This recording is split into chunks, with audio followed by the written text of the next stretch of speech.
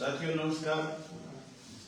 भादरा से जुड़े हुए कई मुद्दों पर और किसान आंदोलन के मुद्दे पर हम आपसे बात करना चाहते हैं। विकास, एमएलए और इलाके में बढ़ती चोरियां और गवर्नमेंट हॉस्पिटल। सबसे पहले मैं चाहूंगा कि गवर्नमेंट हॉस्पिटल पर आपसे बात करूं। भादरा का उप जिला अस्पताल हमने लास्ट बजट 2023-24 में स्वीकृत करवाया था। तुरंत प्रभाव से स्वीकृति के बाद इसकी वित्तीय स्वीकृति जारी हुई। वित्तीय स्वीकृति के बाद इसका टेंडर कॉल करा गया और टेंडर लगा। 29 करोड़ से ऊपर का टेंडर अप्रूवल हो गया। 6 अक्टूबर 2023 को टेंडर अप्रूवल और वर्क ऑर्डर जारी हो गया। ये तय करा गया साथियों की राय से, शहर की परिस्थितियों को देखते हुए और इस हॉस्पिटल की पिछले 3 साल में कामयाबी को देखते हुए कि शहर के ऐसे बीच की जगह में जहां 500 से लेकर के 700 लोग, 1000 लोग पैदल आकर के अपना स्वास्थ्य परीक्षण करवाते। आप देखोगे कि जब ज्यादा सर्दी नहीं बचेगी तो यहाँ कम से कम 1300-1500 लोग डेली आएंगे। ओपीडी होंगे, रजिस्टर्ड ओपीडी 800-900 तो आज के दिन ओपीडी है। उसका सीधा क्या फायदा मिलता है जनता को? मुख्यमंत्री जो भी मुख्यमंत्री होते हैं, जो भी सरकार होती है, उसकी योजनाओं। गवर्नमेंट हॉस्पिटल में गरीब आदमी आते हैं। गरीब आदमी की स्वास्थ्य की रक्षा करने की जिम्मेदारी राज्य सरकार की होती है। इस स्वास्थ्य परीक्षण में निःशुल्क जांच योजना, निःशुल्क दवा योजना, निःशुल्क ओपीडी, ये तीनों फायदा आम आदमी को मिलते हैं। 1300 से लेकर के 1500 लोग यहाँ करके चेक करवाते हैं। वर्क ऑर्डर जारी हो गया। काम चुनाव की वजह से शुरू नहीं हो पाया क्योंकि जो पुराना भवन है वो तोड़ करके 3 मंजिला भवन बनना और 3 मंजिले भवन की बाकायदा टेंडर अप्रूवल हुआ, उसकी तकनीकी स्वीकृति हुई, फिर टेंडर अप्रूवल हुआ। आज मैं जिक्र सुन रहा हूं, मैंने सीएमएचओ से बात करी, ब्लॉक सीएमएचओ से बात करी तो उन्होंने कहा कि बिल्कुल ऐसी चर्चाएं मौका देखने भी गई कि हॉस्पिटल बाहर ले जाएंगे। जगह कौन सी है, क्या है, वो तो अलग बात है। ये हॉस्पिटल बाहर ले जाने का कंसेप्ट ही गलत है। आप ये कहोगे कि ये जगह थोड़ी है या पार्किंग नहीं होगी। पार्किंग की तो तुम खुद खिलाफ थे, भाजपा के लोग। पार्किंग के लिए बाकायदा हमने व्यवस्था करी हुई थी, वहां 2 वर्ष की चोरी हो गई। पार्किंग तो तुमने खुद हटाई है, तुम पार्किंग का क्या रोना रो रहे हो? सवाल ये कि इस हॉस्पिटल में इतनी जगह है, जैसे एसएमएस 11 मंजिल टावर बन सकता है, तो इस हॉस्पिटल में 3 मंजिला टावर, 3 मंजिला हॉस्पिटल हमने स्वीकृत कराया। आप विशाल के बड़े बड़े प्राइवेट हॉस्पिटल देखोगे, एक बीघे में ये तो कम से कम 3-3.5 बीघा जमीन है, इसमें 3 मंजिला भवन बन सकता है। इसलिए किसी एक्शन ने, किसी एससी ने, चीफ ने टेंडर को अप्रूवल करा है और राज्य सरकार के एनएचएम के डायरेक्टर ने वर्क ऑर्डर जारी करेंगे। तो ये गलतफहमी पालने की जरूरत नहीं कि इस हॉस्पिटल को बात ले जाएंगे।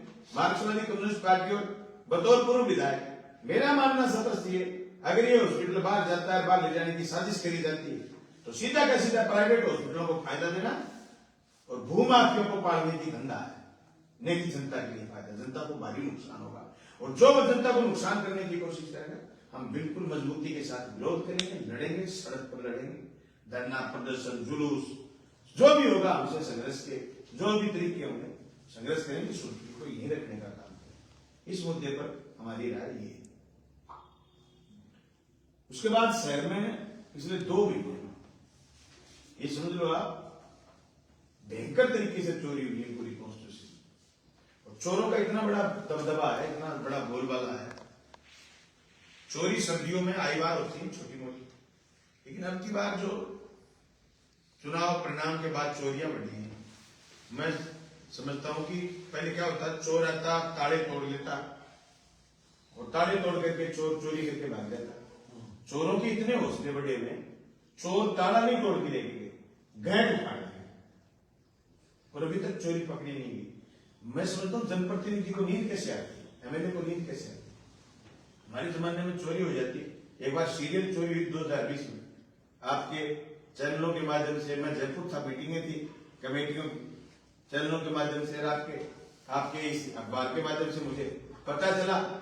तो ये इतनी बड़ी हमने फोन पर मीटिंग करी, एसपी, डिप्टी, सब लोगों को, एसएचओ, तीनों थानों के एसएचओ, सबको लगाया, उस सीरियल चोरी को रोकने का काम किया। उसके बाद कभी भी सीरियल चोरी नहीं हुई। आज इस तरीके से नशेड़ी इस इलाके में चोरी कर रहे हैं, और चोरों का अभी बता रहे, कल एसपी ने प्रेस कॉन्फ्रेंस की कि मोटरसाइकिल गिरोह पकड़ लिए।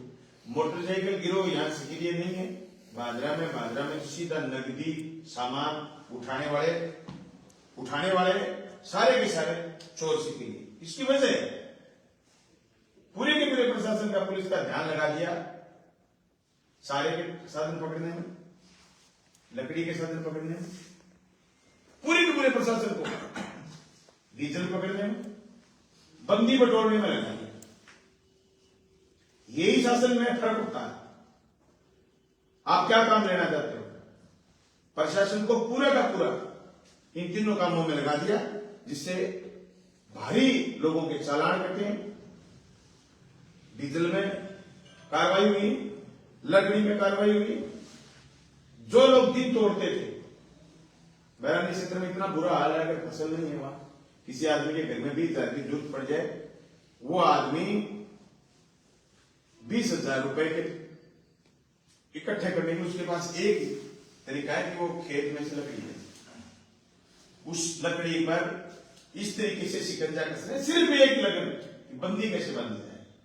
ये बांद्रा की जनता के साथ 2 महीने में बहुत बुरा हुआ है। ये काला सपना था लोगों के लिए। ये काला सपना, ऐसा बुरा सपना होगा कि लोगों से पिछले 5 साल में जिस तरीके से चैन की बंसी बजाई लोगों ने, कभी पुलिस सड़क पर नहीं मिली, कभी लकड़ी वालों को, डीजल वालों को किसी ने परेशान नहीं करा। मैं समझता हूं अगले 58 महीने लोगों के कैसे कटेंगे, लोगों का जीना दूभर हो जाएगा। तीसरी बड़ी बात ये कि एमएलए लैंड और दूसरे विकास के काम, मेरे पास काश्तकारों के फोन आते हैं, साहब हमारे खड़े का क्या होगा। हमने 95 करोड़ के वर्क ऑर्डर करवा करके काम कार्यादेश शुरू कर दिए थे, कार्यादेश दे दिए थे। ईंटें थी नहीं भट्टों पर चुनाव से पहले, तो काम में ये सोच रहे थे भी ईंटें बड़ी आ जाए, क्योंकि इतना बड़ी रकम 112 करोड़ रुपए बार बार नहीं मिली। ईंटें बड़ी आ जाए, उसके बाद काम करेंगे। लोगों को इस बात का अंदाजा नहीं था कि सरकार भी बदल जाएगी और एमएलए बदल जाएगा, खाड़ों के काम नए वर्क ऑर्डर नहीं हो रहे, जो पहले वर्क ऑर्डर हुए थे वही काम स्टार्ट है। बाकी उसके अलावा सारे खाड़ों के काम पेंडिंग है। किसानों के भी फोन आते हैं, साहब हमारे बजट का क्या रहेगा।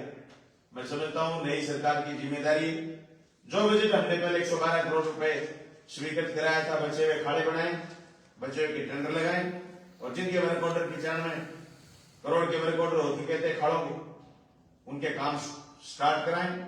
इसके अलावा जो विकास के काम, चाहे जल जीवन मिशन का काम हो, चाहे सड़कों का काम हो, जो भी काम है उस काम को तीव्र गति से प्रारंभ करने की कोशिश करें। एक जो टेंडर कैंसिल हो गया शहर की योजना का, 100 करोड़ की योजना, कोई जल जीवन मिशन में नहीं है वो योजना, इसलिए राज्य सरकार इतने पैसे दिए थे और राज्य सरकार के स्तर पर ही प्रयास करके शहर को मीठा पानी पिलाने की जो हमारी योजना थी उसको सिरे चढ़ाने का काम करेंगे। पैसा तो हमने स्वीकृत कराया हुआ, ऐसी हम उम्मीद करते हैं। हालांकि हम ही कर रहे हैं उम्मीद, लोगों ने तो उम्मीद छोड़ दी। लोग तो समझते हैं कि 100 करोड़ रुपए इकट्ठे अब मिलेंगे नहीं, लेकिन वो पैसे स्वीकृत हैं, इसलिए उन पैसों को लैप्स होने देने की बजाय रीटेंडर कॉल करके तुरंत प्रभाव से शहर की स्कीम पर काम करें। हालांकि मैं शहर के लोगों को ये बताना चाहता हूं कि आपके बहुत सारे पानी की खपत को मैंने हल्का कर दिया। जो कि बड़ा आपके यहाँ से पानी जाता था शहर से, अब आने लग गया सागरा से पानी, पटुआ गांव में सागरा से पानी आने लग गया। आपके डोबीबाज, धोलपाड़िया, राजपुरा, सब में शहर से पानी जाता था। उसने वहां हमने राजपुरा के वाटर वर्क्स को कामयाब कर दिया, वहां के स्टोरेज में पानी जाने लगा माइनर से। अब शहर पर दबाव कम बचा है, लेकिन फिर भी शहर के लोग जो 15 दिन खराब पानी पीते हैं, उसके लिए बड़ी 100 करोड़ की योजना है, इसको सिरे चढ़ाने का काम करें और खाड़ा निर्माण तुरंत प्रभाव से शुरू करवाएं। जो विकास के काम जहां एमएलए लैंड के काम भी रुके हुए 2023-24 के, वो एमएलए लैंड के काम भी तुरंत प्रभाव से शुरू करवाएं। इसके अलावा हमने 16 तारीख को भारत बंद का, शुभ किसान मोर्चा का आह्वान है, उसके लिए भी आपसे चर्चा करनी है। भारत बंद में जो किसान गांव में रहता है, वो गांव में अपने सारे काम बंद रखेगा, एक तरीके से पूरे देश का, विभिन्न ट्रेड यूनियनों का भी है, विभिन्न किसान संगठनों का भी है, विभिन्न मजदूर संगठनों का भी है, सारे के सारे लोगों का भारत बंद में समर्थन रहेगा। और उसमें जितना भी बंद कर पाएंगे लोग, साधन से लेकर के, व्यापार से लेकर के, हर काम उस भारत बंद में शामिल रहेगा, जिसमें मजबूती के साथ किसान जिस तरीके से ट्रैक्टर ट्राली ट्रैक्टर लेकर के आए थे परेड करने के लिए 26 जनवरी को, उसी तरीके से मजबूती से आएंगे। लास्ट बात है फसल बीमा के लिए। कुछ स्कीमों, कुछ पॉलिसियां थी जिनके बीमे अटके हुए थे। अक्टूबर से पहले स्टैक की जो बैठक हुई थी सीएम साहब की अध्यक्षता में, जो वार्ता हुई, उसके बाद स्टैक की बैठक हुई 27 सितंबर के करीब। उसमें तय हो गया था कि जो आक्षेप है, जिले से कलेक्टर आक्षेप हटा करके भेजेंगे। अक्टूबर में आक्षेप हटा करके भेज दिए थे, और जो पॉलिसियां पेंडिंग है तुरंत प्रभाव से, चाहे 20 की कुछ पॉलिसी 20 का बड़ा बीमा लोगों के आ चुका है, 99.99% 1% कुछ पॉलिसियां 3400 विवादित पॉलिसियां थी जहां से विवाद उठा था। उसके बाद 2020 की 35 पटवार मंडलों में से 17 पटवार मंडलों के आक्षेप हटा करके भेज दिए थे, जिनके हमने सबूत दे दिए थे मूंग की फसल के सिर्फ। उसके बाद 22 में कुछ आक्षेप थे, और 22 रबी का कुछ बीमा, चने का भी बाकी है। सारे बकाया बीमा क्लेम तुरंत प्रभाव से जारी करें। और अभी ये जो 23-24 रबी का है, इस रबी के बीमे के लिए सरकार गिरदावरी करवाए। लोगों ने चना बोया हुआ था, चना जल गया या बीजमारी होगी, उगा, और समय आने पर क्रॉप कटिंग करवा करके लोगों को बीमा दें। फसल बीमा पर जो सैटेलाइट का आदेश करा भारत सरकार ने करा। मैं एक बार फिर पूरी जिम्मेदारी के साथ कहना चाहता हूं, प्रधानमंत्री फसल बीमा योजना में नीति बनाने का काम भारत सरकार करती है, स्टेट नीतियां नहीं बनाती। भारत सरकार ने सैटेलाइट से बीमा, जहां क्रॉप कटिंग के इश्यूज आ जाए, वहां स्टेट की एजेंसियों पर जिम्मेदारी समझने की बजाय भारत सरकार ने कहा था कि फसल बीमा में सैटेलाइट से भी बीमा क्लेम निर्धारण होगा। हम उसको वापस करने की मांग विधानसभा में थी, हमने जब एमएलए से उठाई थी, और अभी भी उस मांग को दोहरा रहे हैं। तुरंत प्रभाव से सैटेलाइट का बनकर क्रॉप कटिंग से बीमा दिलाएं। इन सब मुद्दों पर आपसे बात करनी थी। आपका बहुत बहुत धन्यवाद। सर, उप जिला अस्पताल को लेकर आपने कहा कि हम किसी भी हालत में बाहर नहीं जाने देंगे। कुछ लोगों का तर्क ये भी है, बाहर जाने से डेवलपमेंट भी होगा, बाहर भी अगर कोई संस्थान जाता है तो वहां भी कई चीजें तैयार होती है। आपको लगता है क्या जो नॉर्म्स है, आपके विधायक कार्यकाल के दौरान आपने कहा कि कुछ 41 करोड़ में से कितने करोड़, 29 करोड़ के टेंडर लगभग स्वीकृत हुए, तो क्या तब अधिकारी गलत थे या अब गलत है, क्या है इसका? नहीं, अभी आप कोई अधिकारी कहीं नहीं बात जाना चाहिए। ये तो कुछ लोग हैं भूमात के टाइप। अच्छा, उनका कोई अपना अधिकारियों का कुछ नहीं, ये तो अधिकारियों का क्यों चढ़ाए दे रहे, जितना वो जगह दिखा देते हैं, वो कोई गौशाला की जगह दिखा रहा है। उनके दिमाग में बात नहीं थी गौशाला की जगह तुम कैसे दे दो? वो तो बनाया, वो भी गलत बना दिया। उसमें हमने विरोध इसलिए नहीं करा, गांव की संस्था है, कल को एक गौशाला को आमदनी हो रही थी, विधायक जी ने मना कर दिया। लेकिन उस समय अगर इनके दिमाग में ये बात थी तो वहां पर पहले उस समय कहते कि हॉस्पिटल यहां बनाओ। और किस चीज का डेवलपमेंट? कॉलेज ले गए ना कल जगह, क्या का डेवलपमेंट हुआ? उससे ज्यादा एग्रीकल्चर कॉलेज जोगीवाड़ा में डेवलपमेंट ज्यादा होगा। आप देखते रह जाओगे एग्रीकल्चर कॉलेज जोगीवाड़ा की लोकेशन की, जोर की लोकेशन, वहां वो कॉलेज इतनी डीपली ले गए, हमारी मजबूरी होगी 5 कमरे ऑलरेडी वहां बन गए थे, इसलिए वहां भवन बनाना। एक साइड तो वहां नगर पालिका का कूड़ादान बना दिया, और एक साइड वहां गवर्नमेंट कॉलेज का भवन स्वीकृत कर दिया। मक्खियां ही मक्खियां हैं। और एग्रीकल्चर कॉलेज जोगीवाड़ा की लोकेशन, प्राइम लोकेशन जाकर के देखिए आप, कितनी जोरदार है। शिकरोड़ी की लोकेशन देखिए आप, शिकरोड़ी जो ये आईटी कॉलेज पूरा बढ़ जाएगा, भवन बढ़ जाएगा। इस रोड पर देखना आप विकास, आप उस रोड पर लेके जाना चाहते थे, गवर्नमेंट हॉस्पिटल वहां लेके जाना चाहते। गवर्नमेंट हॉस्पिटल ऐसी जगह है जहां दीन दुखी जाता है। गवर्नमेंट हॉस्पिटल दीन दुखी लोग जाते हैं। गवर्नमेंट हॉस्पिटल ये उठाना चाहते थे ना हनुमानगढ़ टाउन का, टाउन से उठा करके जहां मेडिकल कॉलेज बन रहा है वहां ले जाना चाहते थे। जनता ने भारी विरोध करा। मैं अकेले प्रशासन को ही नहीं कह रहा हूं, जनता को भी कह रहा हूं आपके माध्यम से, जनता को भारी विरोध करना चाहिए। मेरी बात पर यकीन मत करिए, आप जाइए दिन में 4 घंटे गवर्नमेंट हॉस्पिटल में बैठ के टकटकी लगा के आप देख रहे हैं कितने लोग पैदल आते हैं। अगर 1500 पीडी आएगी, 1100-1200 लोग पैदल आएंगे, 1100-1200 लोग पैदल आएंगे, क्योंकि छोटी मोटी तकलीफ है, खांसता झांकता है आदमी, वो चेक करवा के चला जाएगा, घर का सामान भी ले जाएगा, कोई किसी को साथ लेकर गया है। ये इसलिए ये जो जनता को गुमराह करने की बात है, उसे महज शहर में विद्वेष फैलाने, भूमाफियों को शय देने और प्राइवेट हॉस्पिटलों की सहायता करना।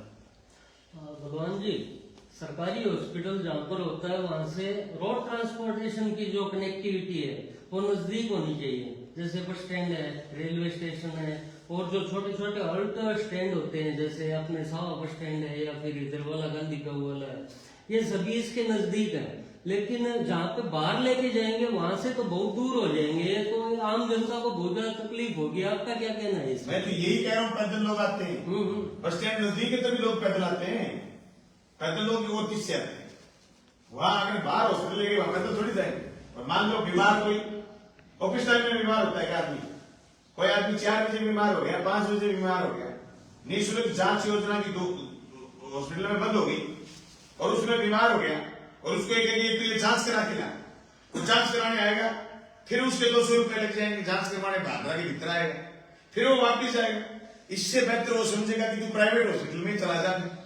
इसलिए मैं कह रहा हूं प्राइवेट हॉस्पिटल को बेनिफिट देने के लिए करें, सरकारी हॉस्पिटल को फैल करने की ये सबसे बड़ी साजिश है। साजिश का हम जोरदार विरोध करें और शहर के लोगों को विरोध करना चाहिए। मेरा ही थोड़ी अकेले, ये मेरी पार्टी का ही थोड़ी है।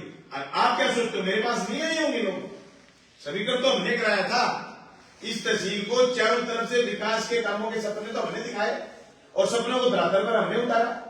आपको क्या लगता है मेरे पास लोग नहीं आए होंगे? मेरे को भी कहने आए थे लोग कि उस जमीन में बना लो, उस जमीन में बना लो, हम वहां दान दे देंगे, वहां दान दे देंगे। आए थे बेचारे, मैंने उनको समझाया कि ना भाई ऐसे नहीं हो सकता, जनता को नुकसान हम किसी सूरत में नहीं कर सकते, जनता का नुकसान। उसके बाद आप गवर्नमेंट हॉस्पिटल के साथ एक बाजार है मेडिकलों का, आप उस बाजार को कैसे कर सकते हो? वो लोग शहर के नहीं है क्या? आपको आप मेडिकल बाहर चले जाएंगे, क्यों चले जाएंगे भाई? ये हॉस्पिटल बाहर क्यों चले जाएगा भाई? ऐसी कौन सी वजह है? शहर के बीचों बीच उपयुक्त ऐसे हॉस्पिटल के लिए तो हमने अंडरब्रिज बनाया।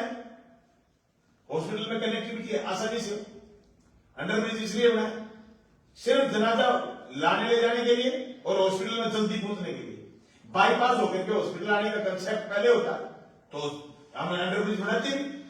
अंडरब्रिज इसलिए बनाया कि पकड़ के जो गांव में 35-36 गांव में वहां से कोई पेशेंट अचानक आए तो सीधा का सीधा हॉस्पिटल पहुंच जाए। इसलिए गवर्नमेंट हॉस्पिटल यही रहना चाहिए। और मैं तो कहता हूं कि जो लोग इस टाइप की बातें कर रहे हैं वो सिर्फ अपने लालच के लिए या फिर अपनी कुंठा बुझाने के लिए कर रहे हैं। उनको ये लगता है कि तुम्हारे जमाने में तो तुमसे विकास होगा नहीं, इसलिए जो पूर्व विधायक ने, पूर्व मुख्यमंत्री जी ने जो बजट दिया है उस बजट पर थोड़ी राजनीति कर लेते हैं। तो उनको कहना चाहता हूँ ये ऐसी अच्छी राजनीति मत करिए और तहसील के अंदर विकास के जो काम है उनको प्यार प्रेम से जैसे हमने चलाया वैसे चलाइए। इसके अलावा सर आपने जो दूसरा बड़ा मुद्दा कहा कि एमएलए लैंड के काम रुके हुए हैं और जो घोषणाएं थी अंतिम बजट सत्र में वो काम भी पेंडिंग है। बहुत से जिला परिषद की योजनाएं हैं, गांव के जो विकास कार्य चलने चाहिए थे वो रुके हुए हैं। ये शायद पहली बार होगा शायद इस सरकार ने टेंडर लगे हुए काम को भी रोक दिया और कार्य आदेश जारी हुए काम को भी रोक दिया और जिनका सामान नहीं आया उन काम को भी रोक दिया। ऐसे में लगभग काम रुके हुए। मैंने आज एक अखबार में खबर पढ़ी थी कि 2 महीने में सरकार को भयंकर राजस्व प्राप्त हुआ। उम्मीद करते हैं सरकार को जो राजस्व प्राप्त हुआ है तो ये काम जल्दी स्टार्ट करें, लेकिन हुआ ऐसा पहली बार। राज बहुत बार बदले, हमने ऐसा कभी नहीं देखा।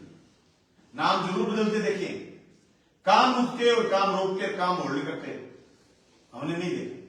रही बात ये कि वो ये पहले चुनाव में मुद्दा बनाते थे कि पिछली सरकार ने कर्ज ज्यादा ले लिया। कर्ज की एक सीमा होती है, कर्ज जब और मिलता नहीं दिखा तो भारत सरकार ने अपना बजट एस्टीमेट छोटा कर दिया। राजस्थान सरकार ने बजट एस्टीमेट बड़ा इसलिए करा था कि कर्ज मिलना आसान था, मिल रहा था।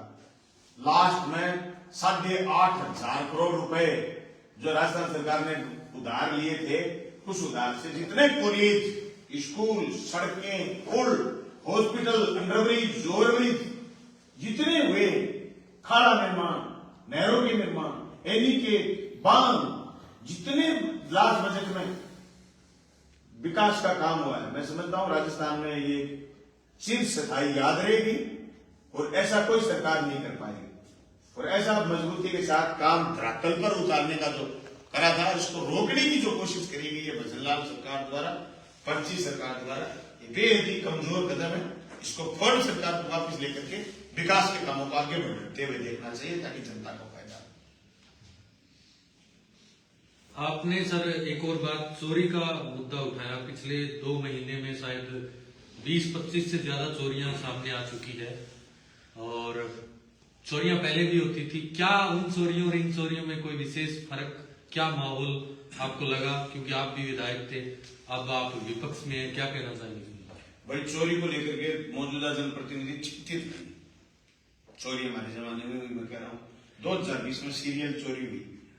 भट्टू से कुछ चोर गिरवाता था और वो लगातार उसने छानी में, निनाण में, मनखेड़ा में, गांधीबड़ी में, सरदारगढ़िया में, खचवाड़ा में चोरियां गई। हाँ, फौजी के करूँ तो ऐसी चोरी वहां हुई। 2020 के बाद इतनी बड़ी चोरी नहीं हुई, वो सीरियल चोरी हुई। हमने विद इन 15 डेज चोर उजागर करे। चोर उजागर करने के बाद उनको पकड़ने की रणनीति थी, वो पकड़ में नहीं आए, लेकिन निनाण गांव में चोरी के लिए दोबारा उछले। निनाण के लोगों ने उनको ठोका और ठोक करके उनको जेल में टेका। मुझे तो 2 महीने पहले तो रिपोर्ट दी थी, वो चोर जेल में ही, उस पर इतने मुकदमे थे। लेकिन मुझे याद है, मुझे 15 दिन नींद नहीं आई जब तक वो चोर नहीं पकड़ा गया। लोग कहते थे कि बलवान पुनिया की आंखें सूजी हुई नशा करता है। मैं बाबूजी से कहना चाहता हूँ, चोरी हो रही है और एक फौजी की सारी जिंदगी की कमाई लूट ले गए चोर। 4 चोर आए कमलोर और सारी जिंदगी की उसकी बेचारे की कमाई लूट ले गए। आपको नींद कैसे आ रही है? हम पुलिस को आइडिया देते थे, हम पुलिस को बताते थे, हम पुलिस के ताबड़तोड़ पीछे पड़ते थे। पुलिस यहां तक कह देती थी कि एमएलए साहब आप तो बहुत परेशान। मेरे को एक बार एसपी ने कह दी कि चोरी तो नेचुरल प्रक्रिया है, मगर चोर पकड़ना भी तो पुलिस का काम है, आपने कैसे कह दिया? मुझे याद है वो बात का सॉरी फील करने के लिए एसपी मेरे गांव आई, जिसके घर चोरी उसके घर तक जाके मैंने सीएम को शिकायत की। इस वक्तव्य कैसे हो सकता है एसपी का कि चोरी तो होती रहती है,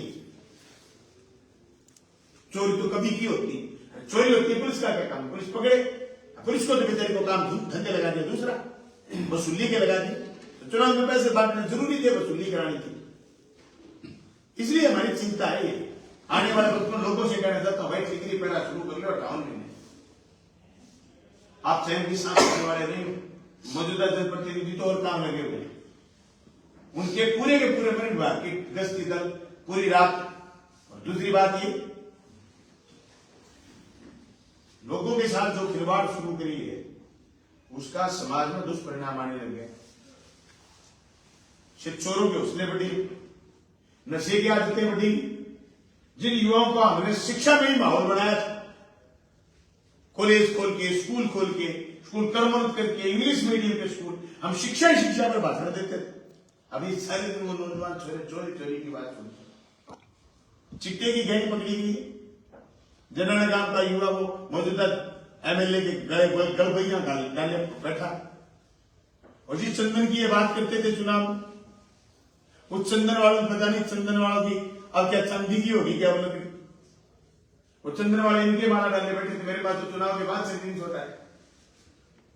उनको कहो कि मजबूती के साथ बदमाशों पर, चोरों पर कार्रवाई करें ताकि लोग शांति से सोएं।